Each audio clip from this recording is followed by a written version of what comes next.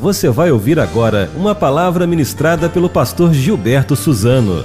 Que Deus te abençoe e que esta mensagem seja edificante em sua vida. Quero convidá-los a abrirmos nossas Bíblias na segunda carta do apóstolo Pedro, no capítulo 3, aonde leremos dos versos 14 ao verso 18. 2 Pedro, capítulo 3, versículos 14 ao verso 18.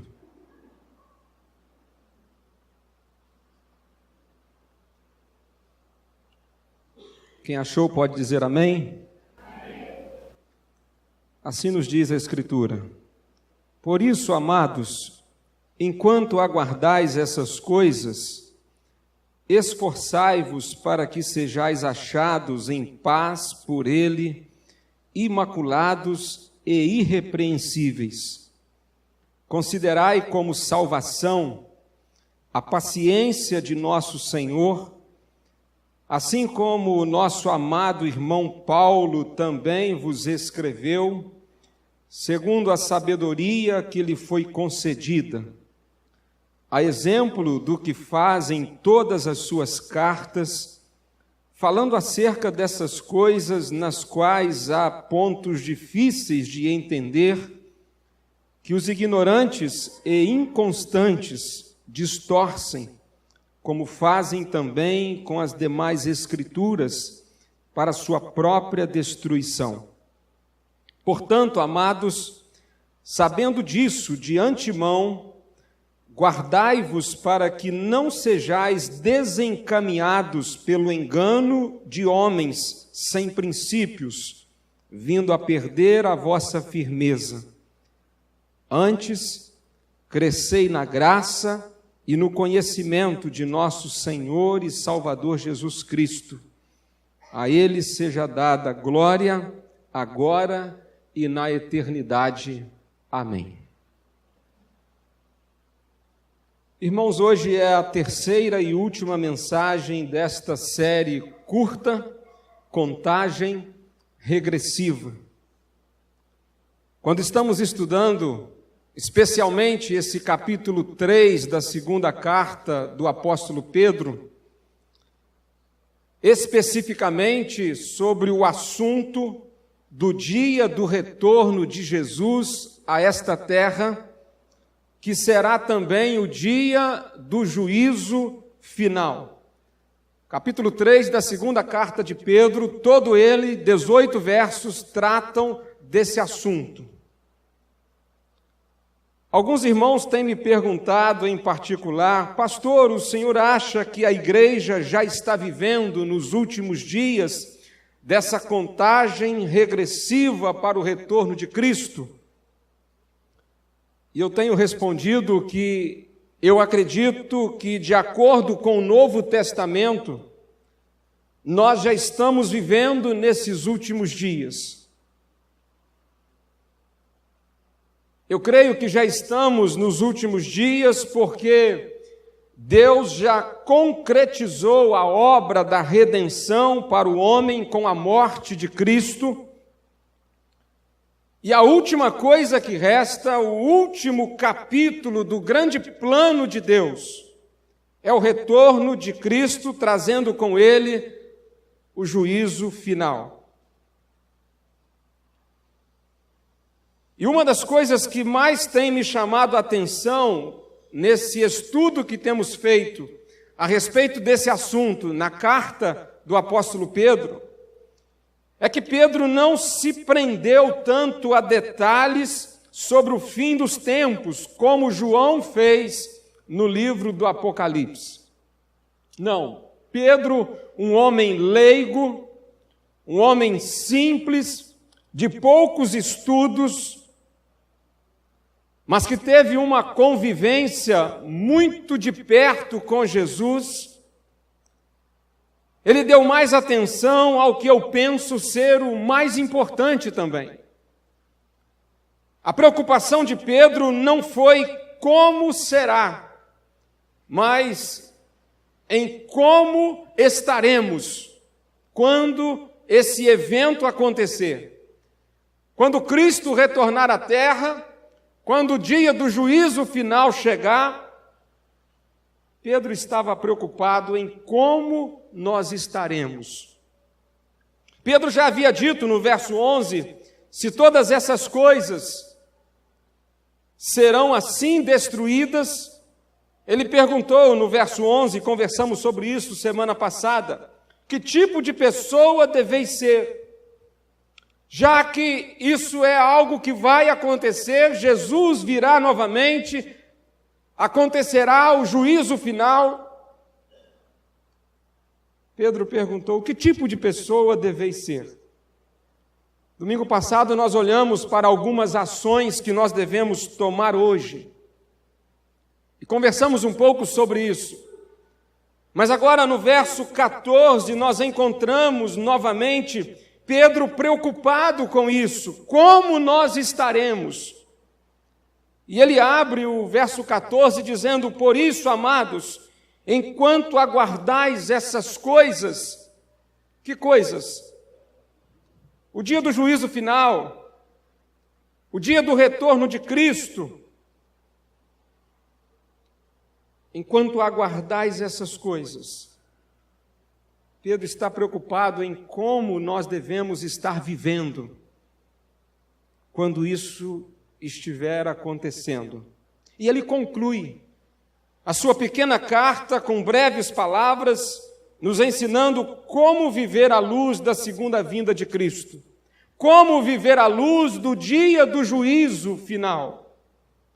E por isso o tema que eu trago para a nossa reflexão desta noite é a atitude do crente. Na primeira mensagem nós trabalhamos a paciência de Deus, na segunda demos ênfase à ira do Senhor, e hoje nós vamos nos concentrar na atitude do crente. Enquanto aguardamos essa contagem regressiva para o fim do mundo, para o retorno de Cristo, para o dia do juízo final, enquanto aguardamos, que atitudes devemos ter? E Pedro nos aponta aqui, em primeiro lugar, nós precisamos continuar vivendo como Cristo. É isso que pode ser um bom resumo do verso 14. Pedro está dizendo, por isso, amados, enquanto aguardais essas coisas, esforçai-vos para que sejais achados em paz, imaculados e irrepreensíveis. Pedro diz que precisamos viver de tal modo que quando Cristo retornar à terra, Ele nos ache vivendo com essas três características. Em paz, repita comigo, em paz, imaculados, irrepreensíveis. O que significam essas três características? Que quando Cristo retornar, deve nos encontrar assim vivendo, em paz, ou seja, com a nossa consciência em paz, com a nossa consciência tranquila, procurando viver uma vida digna, procurando viver de acordo com a vontade do Pai. É por isso que semana passada eu fiz uma pergunta aqui na mensagem daquele domingo, se quando Cristo voltar, a festa que você estiver naquele ato, naquele momento, você estará em paz ou você ficará envergonhado?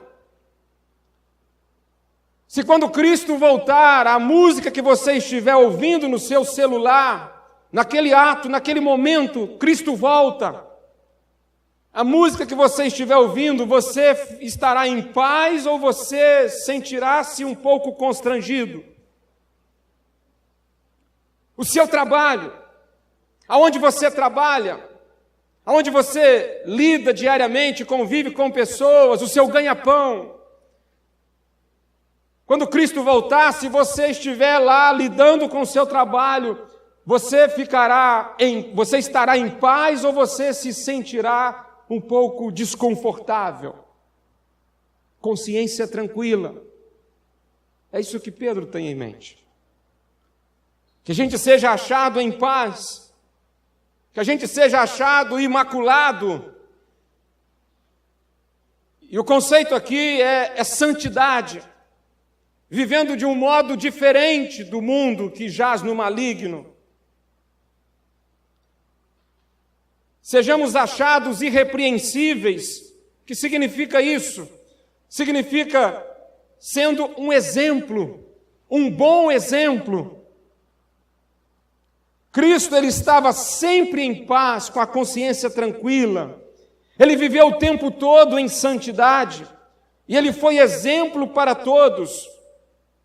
Por isso que enquanto Jesus não volta, enquanto o dia do juízo final não chega, Pedro diz: continuem vivendo como Cristo, vivendo em paz, tendo a consciência tranquila, fazendo somente aquilo que agrada a Deus.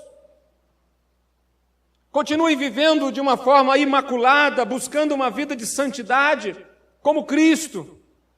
Continuem vivendo uma vida irrepreensível, sendo exemplo para outros. Viver como Cristo é viver em paz, com a consciência tranquila. Viver como Cristo é viver em santidade constante. Viver como Cristo é viver sendo um exemplo. Pedro tem em mente no verso 14 que quando Cristo retorne, quando o dia do juízo final chegar, sejamos achados vivendo como Cristo. Agora, meus irmãos, é fácil a gente viver como Cristo?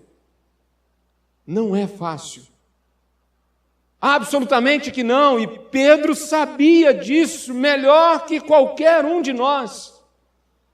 E por isso ele escreveu algo muito importante nesse verso 14. Pedro empregou aqui uma palavra que ela é crucial para a gente conseguir viver como Cristo. Pedro disse: portanto, amados, enquanto aguardais essas coisas, esforçai-vos. Esforçai-vos. O que é o esforço? O esforço é a nossa cooperação com Deus. O esforço é a nossa parte na santificação. O esforço é a nossa escolha de viver diferentemente do mundo. Esforço é o nosso firme propósito de viver como bem escreveu o apóstolo João, aquele que diz que está nele também deve andar como ele andou. Esforçar é ter a coragem de buscar ser alguém melhor em todas as áreas da nossa vida. Esforçar. Tomar atitudes, decisões, para a gente ser um melhor esposo, uma melhor esposa, para ser um melhor pai, uma melhor mãe, para ser um filho melhor, um cidadão melhor, um aluno melhor, um profissional melhor. Se esforçar, se empenhar nisso, se dedicar a isso. Meus irmãos, a gente não mede esforço para tanta coisa na vida, não é mesmo? Sim ou não? A gente não mede esforço. Uns se esforçam para estudar, isso é bom. Outros se esforçam para estudar os filhos, isso também é bom. Quantos se esforçam para ter uma vida com maior conforto? Quantos se esforçam para conseguir ter uma casa própria? E ainda muitos se esforçam para passar num concurso, estudam horas e horas. Outros se esforçam num negócio, abrindo um negócio num ramo de atividade, buscando talvez ganhar recursos. Isso é bom. Todavia, tudo isso pelo qual tanto nos esforçamos, apesar de serem coisas boas e terem o seu valor, quando Cristo voltar, todas elas ficarão para trás. Por isso Pedro lembrou então. Pedro não colocou aqui, olha, se esforce para isso, para coisas materiais, para você conquistar, né, uma vida de sucesso nesse mundo, para você ter uma vida de maior conforto nessa terra. Não que a gente não possa se esforçar a isso, mas Pedro disse aqui a respeito de um esforço muito melhor. Esforçai-vos para que sejais achados em paz, imaculados e irrepreensíveis. Pedro estava dizendo, olha, o que vai permanecer no dia do juízo final, quando a terra será destruída, será apenas a paz, o amor e a santidade. O resto vai virar tudo cinzas. O resto vai ser queimado, vai ser destruído. Meus irmãos, que tal levarmos essa advertência de Pedro mais a sério a partir de hoje? Quem sabe amanhã, por exemplo, ao acordarmos, fazermos uma oração dizendo, Senhor, se Cristo voltar hoje, que Ele me ache em paz, imaculado e irrepreensível. Eu tenho absolutamente certeza que se nós considerarmos essas 3 palavras em nossa vida, todos os dias daqui para frente, se Cristo voltar hoje, que Ele me ache vivendo em paz, imaculado e irrepreensível. Que Ele me ache com uma boa consciência tranquila. Que Ele me ache vivendo em santidade. Que Ele me ache na condição de ser um exemplo, para que outros olhem para a minha vida e vejam Cristo em mim. Eu tenho absoluta certeza que isso vai ser abençoador para a nossa vida, para a nossa igreja e para a vida de tantas pessoas que estão ao nosso redor. Enquanto aguardamos a contagem regressiva, como devemos viver? Pedro nos responde, nos esforçando para viver como Cristo, em paz, imaculados e irrepreensíveis. Em paz, imaculados e irrepreensíveis. Consciência tranquila, em santidade e sendo um exemplo. Mas enquanto o relógio de Deus não para, enquanto a contagem regressiva não chega ao fim, em segundo lugar, nós devemos continuar compartilhando sobre Cristo.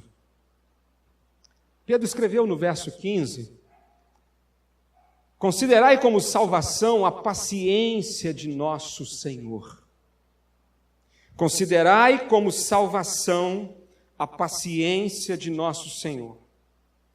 Esse é o modo de Pedro para nos lembrar que nestes últimos dias que estamos vivendo, é o tempo da salvação. A paciência de Deus, que nós vimos na semana passada, o fato de Deus ainda não ter colocado um ponto final na história desta terra, a paciência de Deus, ela tem por objetivo, tem por propósito, para que as pessoas possam se arrepender de seus pecados e se converterem. Esse é o objetivo, o propósito, a razão, o motivo pelo qual Deus ainda não colocou um ponto final na história deste mundo. A paciência de Deus para que mais pessoas sejam salvas. A paciência de Deus está, então, ligada à sua atitude de graça para com que mais pessoas possam conhecer a Cristo e serem salvas. Mas essa paciência tem limite. E quando a paciência divina se esgotar, a humanidade, o céu e a terra conhecerão a ira do Senhor. Contudo, enquanto esse dia não chega, é tempo de salvação. Pedro está nos lembrando que a porta ainda está aberta. Era como se Pedro estivesse trazendo para a gente à mente aqui o fato de que enquanto Noé pregou por 120 anos, dizendo para as pessoas, olha, Deus vai destruir esse mundo com uma forte chuva, com um grande dilúvio, e vocês devem se arrepender, vocês devem voltar-se para Deus, reconhecer-se pecadores, porque um dia eu estarei dentro desse grande barco que eu estou construindo, e esse barco terá uma porta, e essa porta vai se fechar.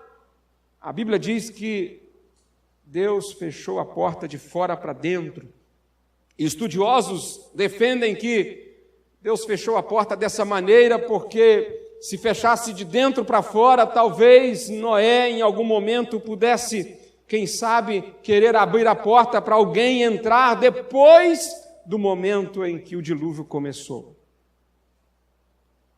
Até que a porta esteve aberta, foi a oportunidade para as pessoas se arrependerem, mas elas não quiseram.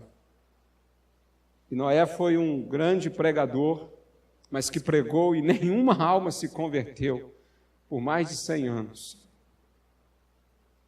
E aqui Pedro está nos lembrando que enquanto a paciência de Deus ainda está em evidência, enquanto Cristo não retornou, é tempo de salvação, é tempo para homens e mulheres se arrependerem. E eu diria que esse tempo que temos para a salvação, ele deve ser muito bem considerado, porque nenhum de nós sabe quanto tempo ainda teremos, ou sabemos? Não sabemos. Semana passada, em viagem para o Rio, de repente, à nossa frente, um acidente de moto, uma moto que chocou-se contra um carro, e eu parei, fui o segundo veículo a parar, e eu presenciei os últimos suspiros daquele motoqueiro, um senhor de 50 e poucos anos, e eu me dirigi ao motorista do carro, que estava muito desesperado, chorava muito, e procurei de alguma forma tentar ajudá-lo, tranquilizá-lo, e aquele outro já estava sem vida. E depois que eu segui viagem, eu fiquei pensando por uns momentos, quem era aquela pessoa que ali teve a sua vida ceifada?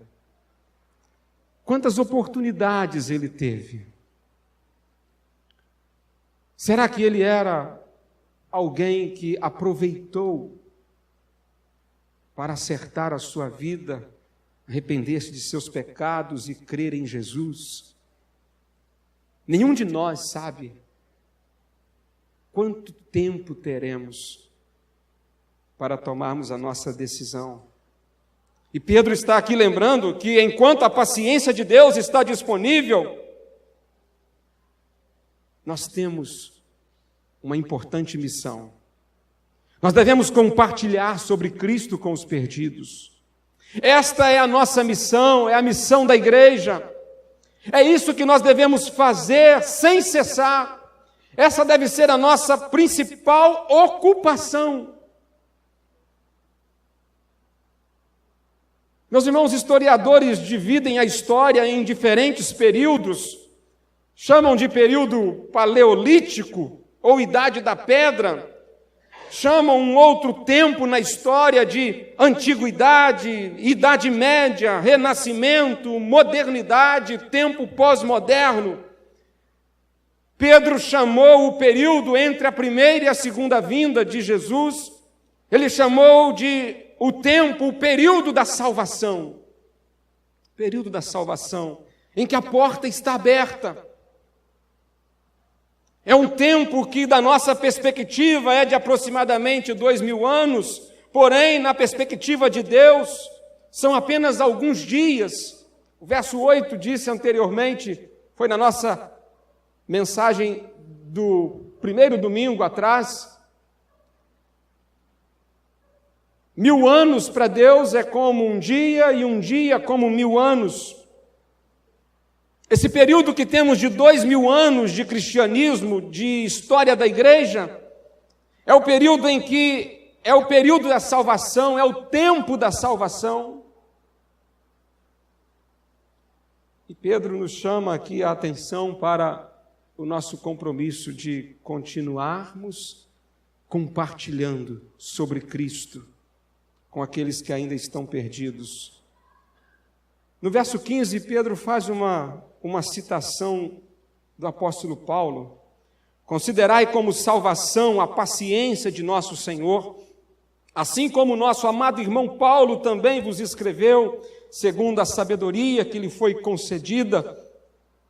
Talvez Pedro tivesse em mente aqui o que Paulo escreveu na carta aos Romanos, capítulo 2, verso 4, Paulo lá escreveu: ou desprezas tu as riquezas da sua paciência e longanimidade, ignorando que a benignidade de Deus te leva ao arrependimento.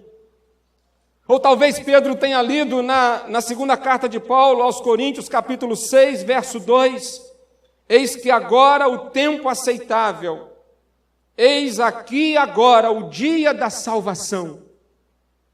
Pedro mostra aqui que há um consenso entre os apóstolos de que estamos vivendo nesses últimos dias, quando Deus graciosamente tem sido paciente para dar às pessoas oportunidade de se arrependerem dos seus pecados e se converterem a Cristo. Ele diz que Paulo também ensinou essa verdade, de que esse tempo que estamos vivendo é o tempo, o período da salvação.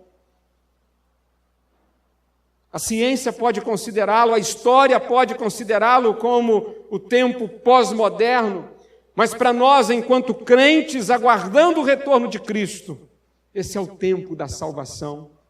Esse é o tempo ao qual o profeta Isaías se referiu no capítulo 55, verso 6, buscai ao Senhor, quem completa?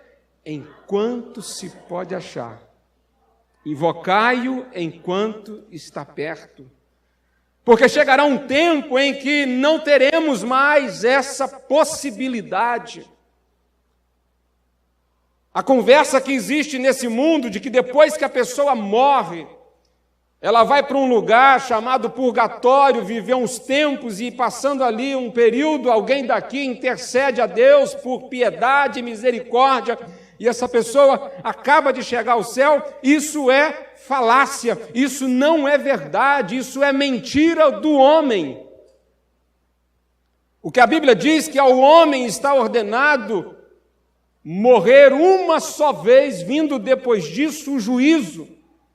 Então, até mesmo a ideia de que o ser humano vai se reencarnar num processo de purificação, conforme alguns acreditam, isso é engano dos homens.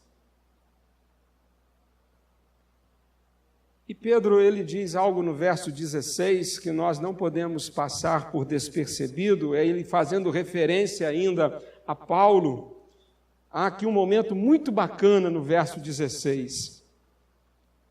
O verso 16, Pedro diz assim: a exemplo do que faz, ele está se referindo a Paulo, do que fazem todas as suas cartas, falando acerca dessas coisas, falando sobre o fim dos tempos, falando sobre salvação, falando sobre a paciência de Deus.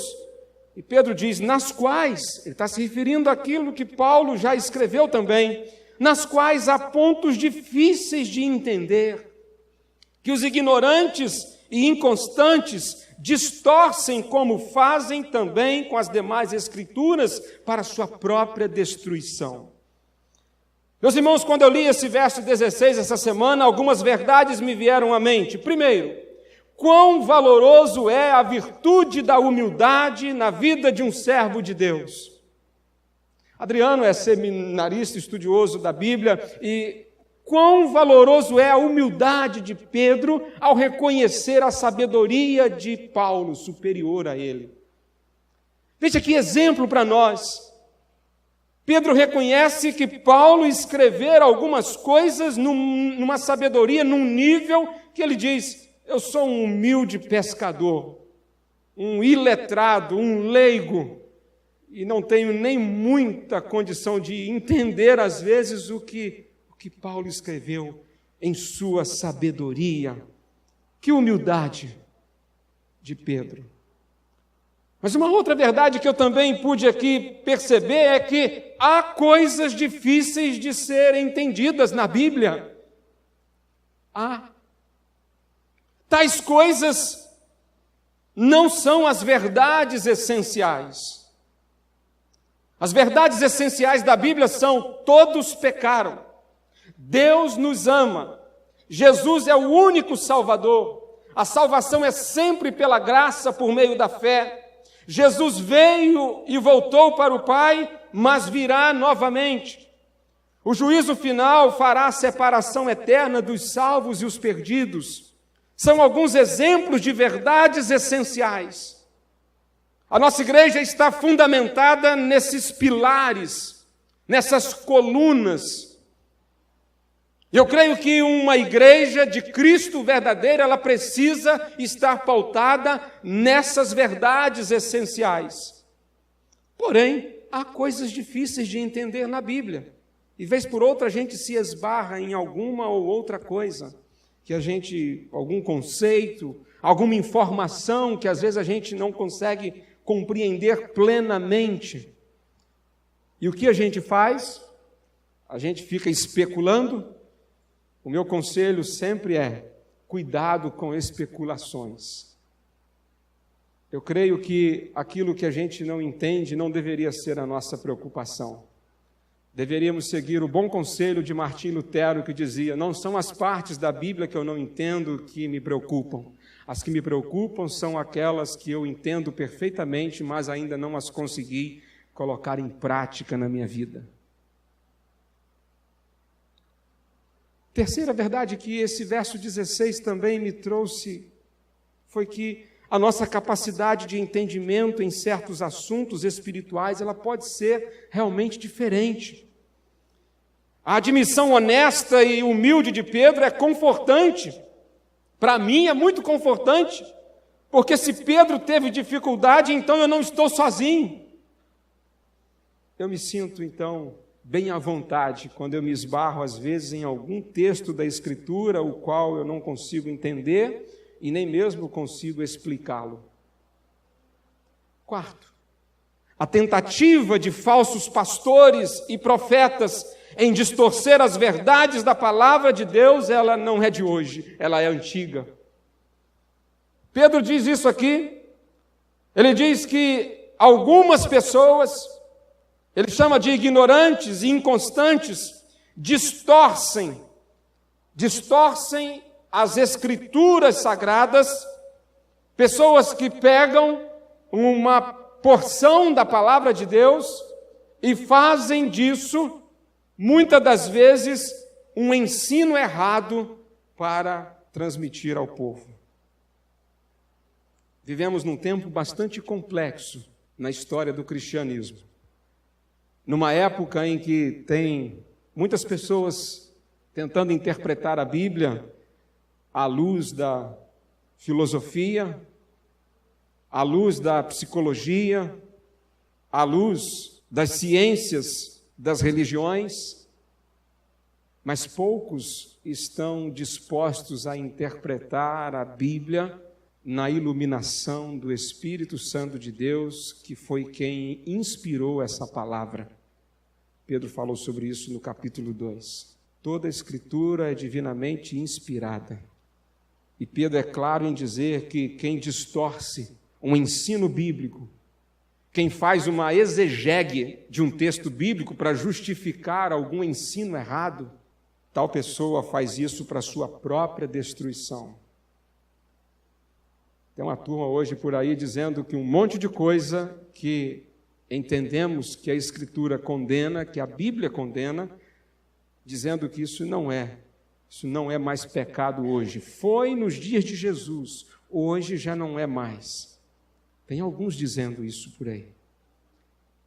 Agora, tudo o que Pedro escreveu sobre Paulo, de seus escritos difíceis de entender, e até sobre falsos profetas, pastores que distorcem a palavra de Deus, é porque ele está dizendo sobre qual deve ser a nossa ocupação enquanto o juízo final não chega. A nossa ocupação deve ser continuar compartilhando sobre Cristo. Essa é a aplicação desses versículos. Enquanto Deus tem sido paciente, devemos compartilhar a mensagem do Evangelho. É assim que devemos ocupar o nosso tempo. E lembre-se, todo cristão é um missionário, pois todo cristão foi chamado para orar, para contribuir ou para ir às nações com o Evangelho. E não é ir só ao Brasil, mas ir até os confins da terra. Por isso que estamos envolvidos numa campanha de missões mundiais. Nós estamos envolvidos no financiamento de uma campanha de evangelização no mundo inteiro, onde 1.800 missionários estão espalhados em 84 países do mundo, pregando o Evangelho. Todos nós somos missionários. E quem não é missionário é campo missionário. Se você não está evangelizando alguém, você está precisando ser evangelizado. Essa é a grande verdade. Porque evangelizar não é dom, é uma obediência a uma ordem clara que foi dada a todos nós.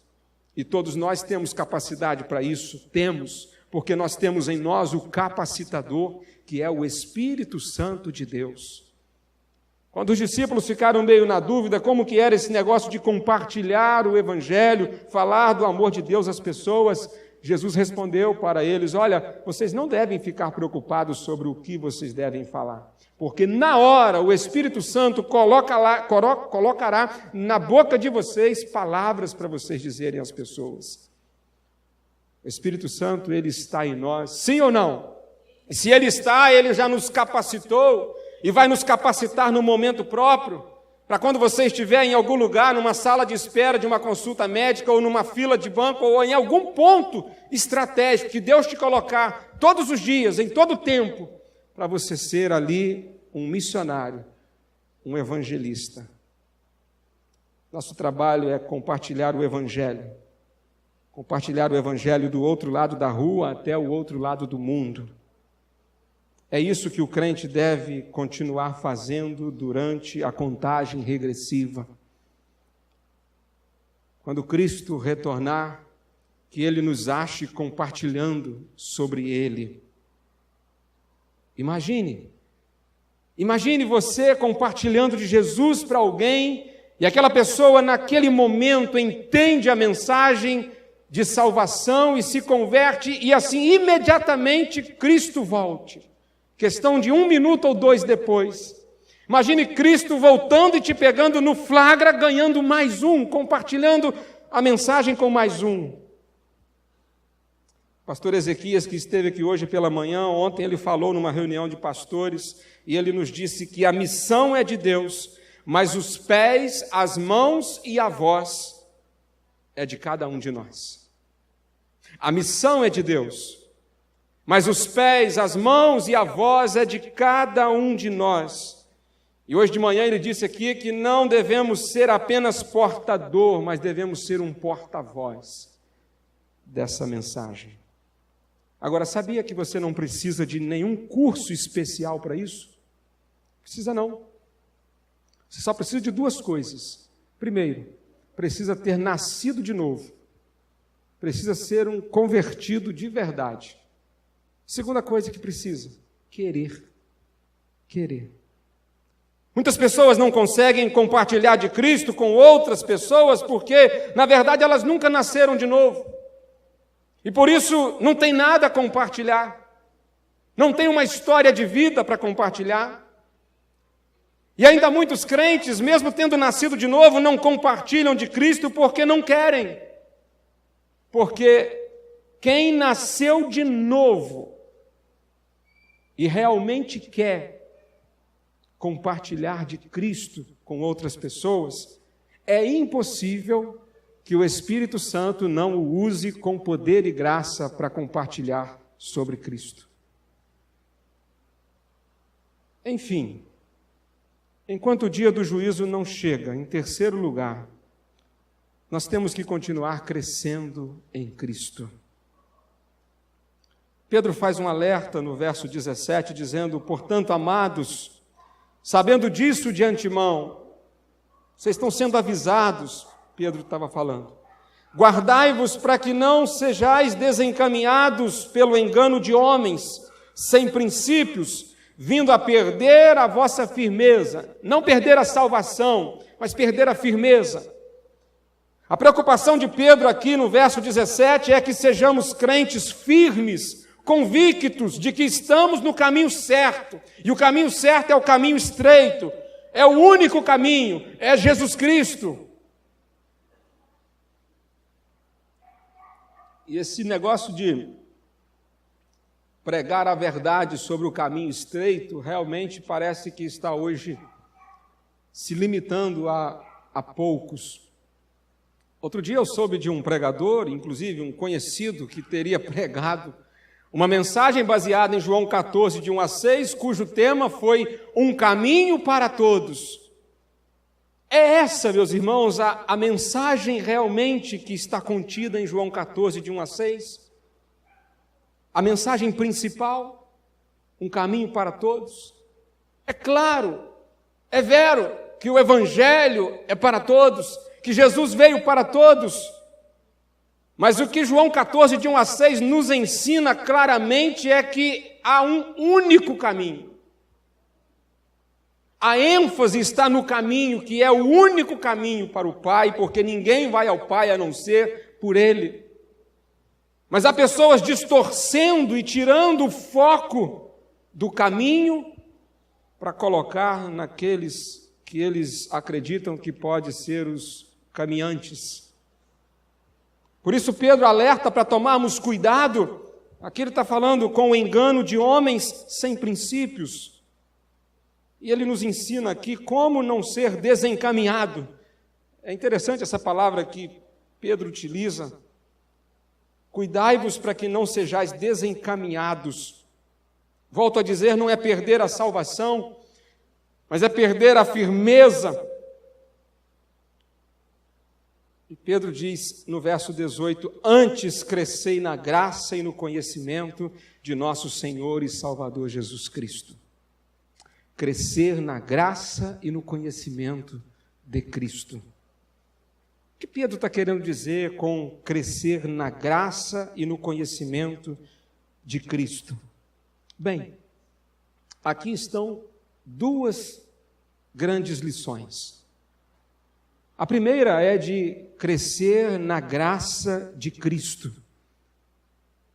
Devemos crescer na graça de Cristo. O que isso significa? Como isso funciona? Nós sabemos que graça é um favor imerecido. Graça de Cristo é aquilo que Cristo fez por nós quando Ele renunciou ao céu e veio ao mundo e se entregou para ser o nosso Salvador, morrendo na cruz pelos nossos pecados. Essa foi a graça de Cristo. Aquilo que Ele fez por nós, mesmo sem a gente merecer. Veio ao mundo para ser o nosso Salvador. A graça de Cristo tem a ver com a obra redentora na cruz. Se isso é graça de Cristo, o que significa então crescer na graça de Cristo? O que Pedro tem em mente quando ele diz crescei na graça de Cristo? Se a graça de Cristo está ligada à cruz de Cristo, então, quando Pedro diz, crescei na graça de Cristo, ele está dizendo, aproximem-se da cruz de Cristo. É nos colocarmos diante da cruz cada vez mais, olhando para Cristo, Cristo sangrando e sofrendo. É nos colocarmos diante da cruz, sabendo que aquele que morreu na cruz é inocente, que não cometeu nenhum pecado, mas que Ele foi pendurado na cruz por causa dos nossos pecados. Crescer na graça de Cristo é se colocar cada vez mais ao pé da cruz, é se aproximar da cruz. Quando um crente se aproxima da cruz, ele contempla a santidade de Deus em contraste com os seus pecados. Quando a gente se põe ao pé da cruz, então nós reconhecemos quão perfeito e santo Jesus é, e quão pecadores e sujos nós somos.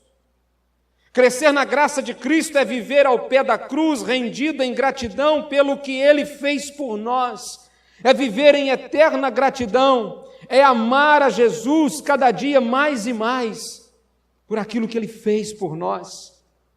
Crescer na graça de Cristo é se aproximar da cruz. John Charles Riley disse que um crente que está crescendo na graça, os sentimentos dele em relação ao pecado se tornam mais profundos. É crescer, se aproximando mais e mais da cruz, reconhecendo a beleza santa de Cristo, em contraste com a nossa sujeira por conta de nossos pecados. É estar cada dia mais e mais ao pé da cruz. Isso significa crescer na graça de Cristo. Mas Pedro diz também crescer no conhecimento de Cristo. Diga para o seu vizinho aí, o pastor agora está falando de crescer no conhecimento.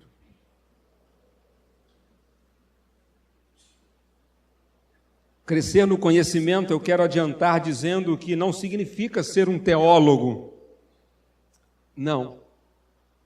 Não é aumentar conhecimento intelectual. Porque se fosse, leigos e analfabetos estariam impedidos. O que significa crescer no conhecimento de Cristo? É crescer na intimidade com Cristo. Meus irmãos, como que os cônjuges no casamento conhecem mais um ao outro? Como que a gente se conhece? Esse ano eu e a Adma completaremos 18 anos de casados, pela graça e para a glória de Deus. Mas como é que a gente se conhece um ao outro no relacionamento conjugal? Como é que um cônjuge conhece melhor o seu cônjuge? O esposo conhece melhor a sua esposa, a esposa conhece melhor o seu esposo. Será que é lendo a certidão de nascimento? Será que é visitando o lugar onde o outro nasceu? Será que é examinando minuciosamente o RG e decorando o CPF? Será que é fazendo um estudo do mapa genético do DNA do outro para saber por que o olho dele ou dela é daquela cor, por que o cabelo é assim, por que não cresceu tanto ou por que cresceu tanto, por que tem essa cor de pele? Será que é assim que a gente conhece um ao outro no relacionamento conjugal? É assim? Não, claro que não. Como que a gente conhece um ao outro no relacionamento conjugal? Passando tempo juntos, conversando quanto mais pudermos, ouvindo um ao outro.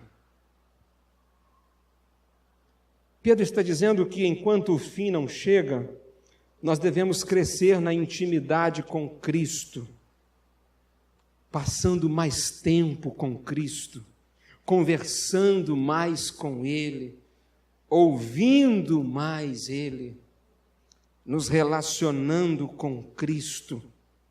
A gente deve crescer nisso, crescer, crescer, crescer.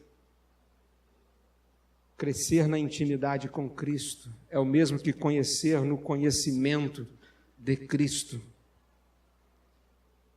Cristo mesmo chamou isso de vida eterna, um conhecimento crescente sem fim. Foi isso que ele quis dizer em João 17, verso 3, a vida eterna é esta, que te conheçam a ti, o único Deus verdadeiro, e a Jesus Cristo a quem enviaste. Crescer no conhecimento de Cristo é dizer todos os dias, em Jesus amigo temos, mais chegado que um irmão. É conversar com Ele todos os dias, é se relacionar com Ele, porque nós somos a noiva e Ele é o noivo. Nós somos cônjuge de Cristo. A igreja não é a noiva de Cristo? É crescermos na intimidade, passando mais tempo com Cristo, convivendo mais com Ele, falando com Ele, ouvindo Ele. Então Pedro terminou a sua carta com uma declaração majestosa. A Ele seja dada a glória, agora e na eternidade. Amém. Pedro conclui dizendo: Jesus é o centro desta carta e o centro de toda a Bíblia Sagrada, porque Jesus é o centro da história, o centro da eternidade. Ele é o princípio e o fim, Ele é o alfa e o ômega. Porque por Ele, por meio dEle e para Ele são todas as coisas. A glória vem dEle, toda a glória pertence a Ele e toda a glória deve ser dada a Ele. Ele deve ser glorificado agora e pelos séculos dos séculos, para todo o sempre. Meus irmãos, o tempo não para. O relógio continua. Deus tem sido paciente. E finalmente eu quero lembrar que a paciência divina tem limite. E quando a paciência divina se esgotar, a terra e o céu e a humanidade toda conhecerão a ira do Senhor, e o dia do juízo chegará. Cristo estará retornando, e então virá o fim. O retorno de Cristo está perto. O juízo final bate à porta. E enquanto a contagem regressiva continua, qual deve ser a atitude do crente? O crente deve continuar vivendo como Cristo. O crente precisa continuar compartilhando sobre Cristo. O crente tem que continuar crescendo em Cristo. A pergunta é: você está preparado para esse dia? Você está tranquilo? Você está em paz? Ou esse assunto te incomoda? Esse assunto te deixa confortável? Ou esse assunto te constrange? Se você não sente paz em ouvir acerca de que esse dia se aproxima,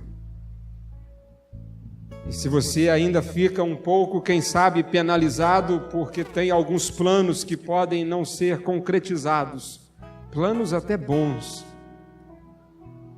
eu diria que o seu coração ainda não está preparado devidamente para esse dia. Nós devemos estar em paz, vivendo em santidade e sendo um exemplo de cristão nesse tempo. Feche seus olhos se você puder. Quem sabe nesta noite você está entendendo que é preciso se preparar.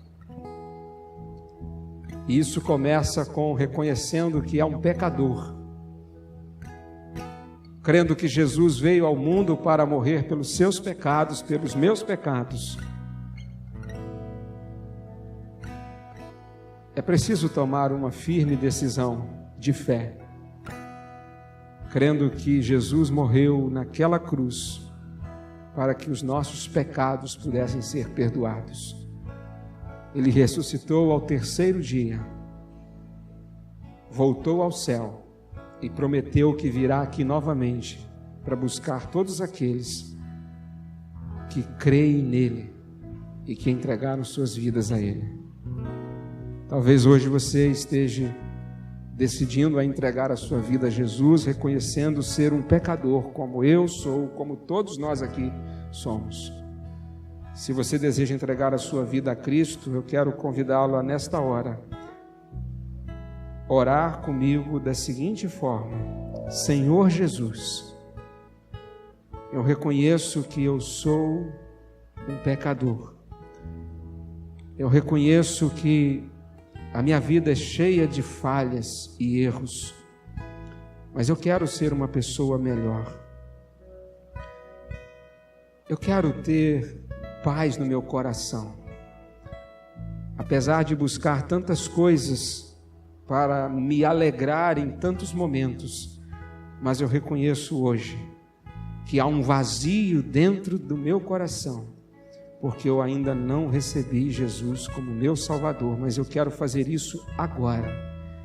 Eu reconheço que sou um pecador e eu quero receber Jesus como meu Salvador. Me perdoa e vem morar em meu coração. Eu oro confiado em nome de Jesus. Amém.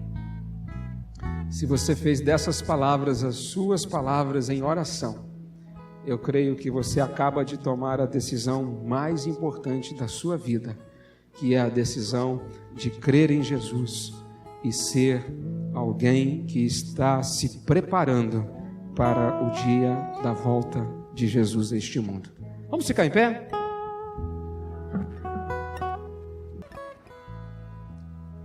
Anelo por Cristo Jesus, meu Salvador, as honras a Ele darei com louvor, porque sempre achei dele graça e favor.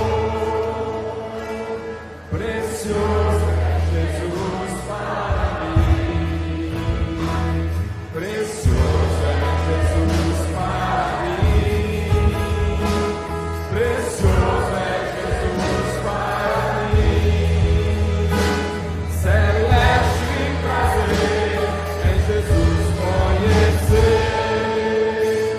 precioso é Jesus para mim, em Jesus amigo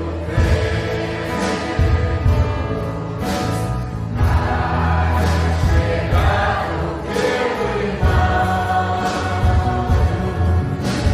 Ele manda que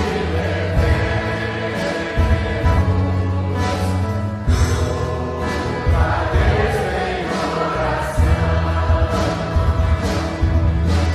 Ó, que faz perder o ó, que dor o coração,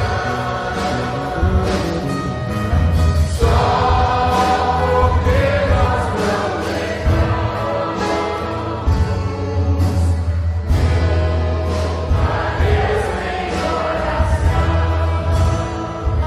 Depois que Cristo me salvou, em céu do se tornou, até no meio do sofrer, é céu a Cristo conhecer.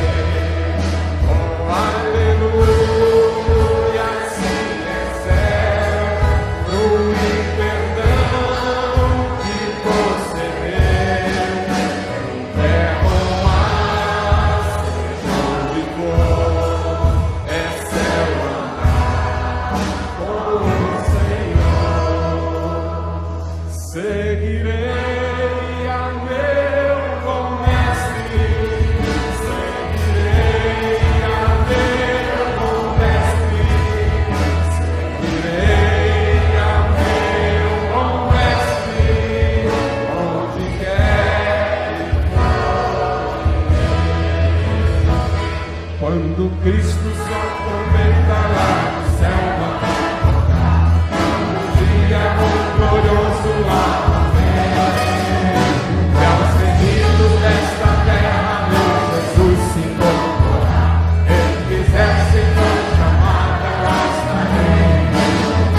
Quando você quiser chamar, quando você quiser chamar, quando você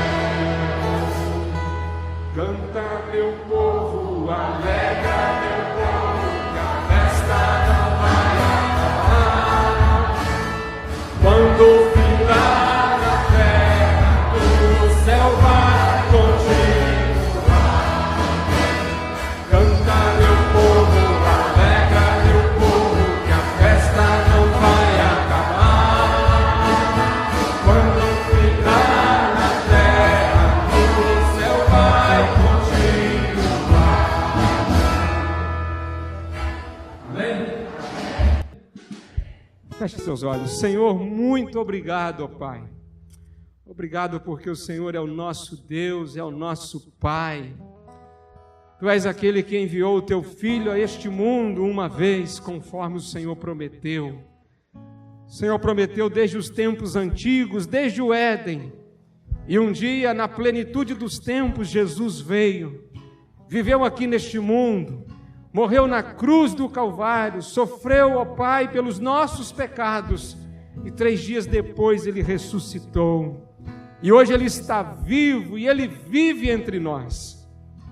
Pai, nós também estamos aguardando quando a promessa da sua vinda para o dia do juízo final há de se cumprir.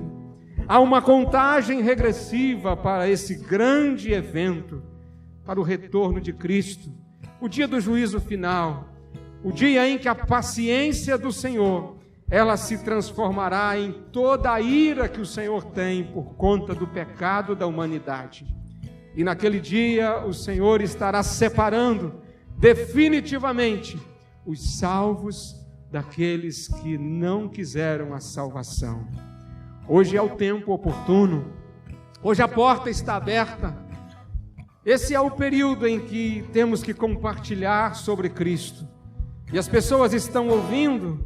Quem sabe nesta noite houve decisões aqui nesta casa. Quem sabe vidas que entenderam que precisam de Cristo em suas vidas. Que o Senhor possa, ó Pai, abençoar aqueles que porventura tenham tomado a decisão de nascer novamente, de ser uma nova criatura, de viver uma vida diferente daqui para frente, vivendo, aguardando cada dia mais e mais pela segunda vinda de Jesus. Pai, muito obrigado pela Tua palavra que alcança os nossos corações, Tua palavra que nos transforma, Tua palavra que nos edifica, Tua palavra que nos conforta, trazendo esperança ao nosso coração. Despede-nos em paz, mas vá conosco também, para que ao chegarmos em casa possamos agradecer ao Senhor por mais um culto que pudemos prestar. E amanhã cedo, se o Senhor Jesus não tiver voltado, que possamos acordar e estarmos vivendo o dia de amanhã, buscando viver em paz, imaculados e irrepreensíveis, para que assim sejamos achados e não sejamos surpreendidos. Abençoe cada um que está aqui nesta noite. É a oração que fazemos no nome de Jesus. Amém. Deus te abençoe e tenha uma boa semana em nome de Jesus. Amém.